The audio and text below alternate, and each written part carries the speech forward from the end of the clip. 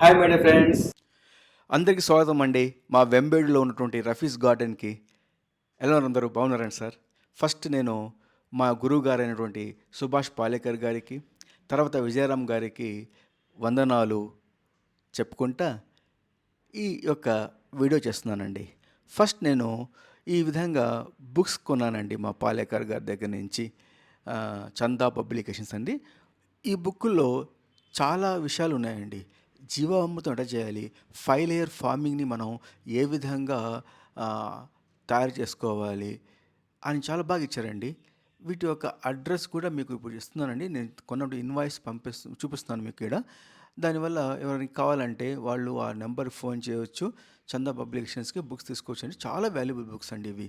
ధర చాలా తక్కువే కండి.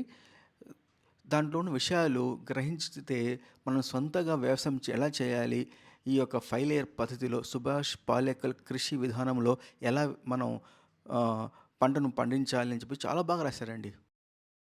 ఇప్పుడు 5 లేయర్ పాలేకర్ గారి విధానంలో ఫస్ట్ స్కెచ్ చేసుకుంటున్నానండి.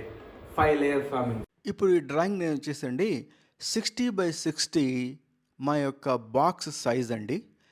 దాంట్లో మాకు 81 చెట్లు వస్తాయి కదండి. వాటిని వేయడానికి ఈ విధంగా ఫస్ట్ నేను స్కెచ్ వేసుకున్నానండి. 60x60 అంటే మొక్కకి దూరం వచ్చేసి 7.5 అడుగులు ఉంటుందండి. 5 అడుగుల బెడ్, తర్వాత పక్కన 2.5 అడుగులకి కాలువ నీళ్లు పారడానికి ఆ విధంగా నేను ప్రిపేర్ చేశానండి. చూడండి, మీకు స్క్రీన్లో కనిపిస్తుంది కదండి. మొత్తంగా 81 చెట్లు వస్తాయండి. ఈ చెట్లు ఏ చెట్లు వేసుకోవాలని చెప్పేసి మన విజయరామ్ గారు వీడియోలో చెప్తున్నారు కదండి. ఆ వీడియోలన్నీ చూసేసి నేను ఈ విధంగా ప్రిపేర్ చేశానండి. అంత క్రెడిట్ వచ్చేసి మా విజయరామ్ గారికి పోతుందండి.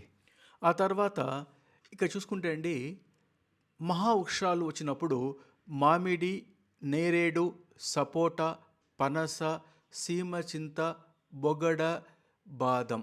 ఆ తర్వాత మునగ అండి. మునగ వచ్చినప్పుడు 36 చెట్లు వస్తాయండి ఒక మన బాక్సులో.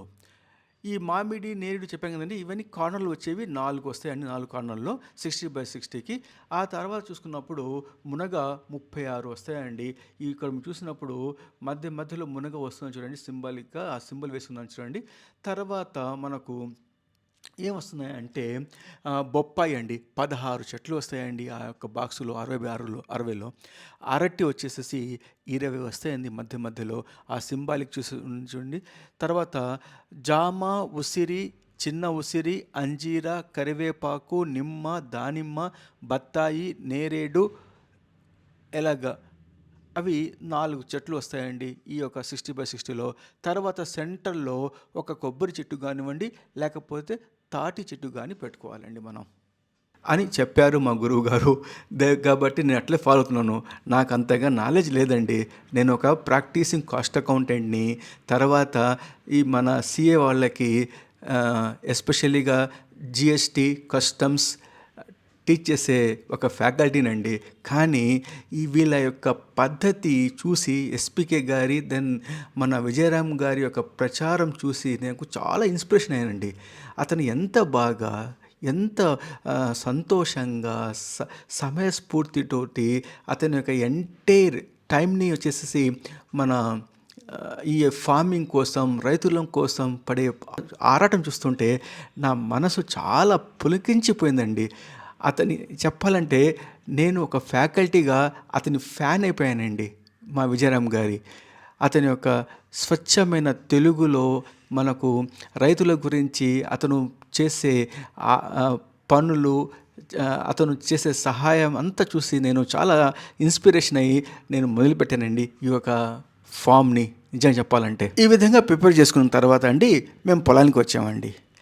పొలం దగ్గర వచ్చి చూస్తే విపరీతమైన వాన పడి మా యొక్క ల్యాండ్ ఫుల్ వాటర్తో నిండిపోయి ఉందండి.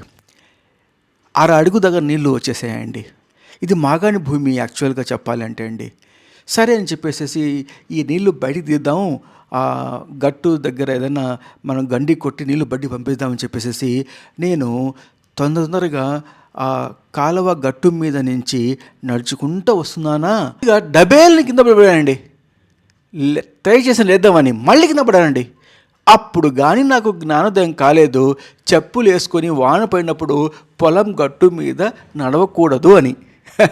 ఏం చేస్తామండి, దేవుడితో ఏం కాలేదండి. ఇప్పుడు మీకు కనిపిస్తుంది కదండి, మన ఒక 1 ఏకర్లో 1/4 ఏకర్ వచ్చేసేసి తోయ మళ్ళీ వేద్దామని చెప్పేసి ఆ గింజల్ని నాటామండి.